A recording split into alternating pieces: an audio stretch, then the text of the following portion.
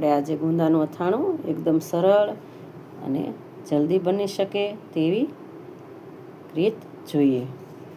તો સૌ પ્રથમ ગુંદાને ધોઈ લેવા. અહીંયા મેં 500 ગ્રામ ગુંદા લીધા છે અને 200 ગ્રામ જેટલી કાચી કેરી લીધી છે.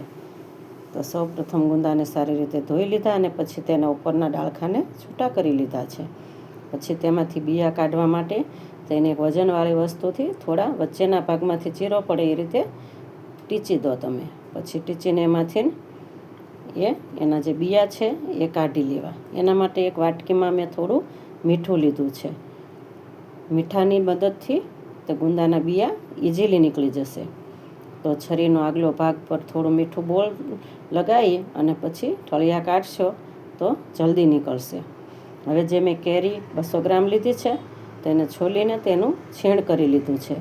તેમાં અંદાજે 150 ગ્રામ જેટલો અથાણા સંભાર મિક્સ કરી લેવાનો. પછી તે સારી રીતે મિક્સ થઈ ગયો તો એક એક કરીને ગુંદાને ભરી લઈશું. તો બધા ગુંદા હવે ભરાઈ ગયા છે.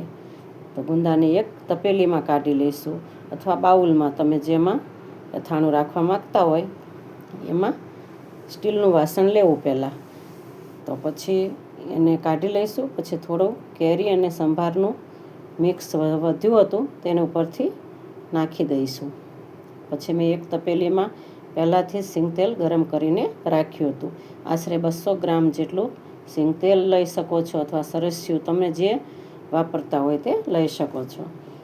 તો હવે એ 200 ગ્રામ જેટલું તેલ ગરમ કરીને ઠારેલું છે તે ઉપરથી ઉમેરી દઈશું. પછી સરખી રીતે હલાવીને પછી તેને ઢાંકી દેવું.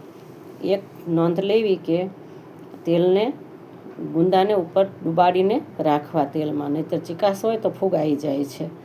અને 48 કલાક પછી તમે તે સારી રીતે ખાવાના ઉપયોગમાં લઈ શકો છો. જો વધારે લાંબો ટાઈમ રાખવો હોય તો ગુંદાના અથાણાને ફ્રીજમાં રાખવું.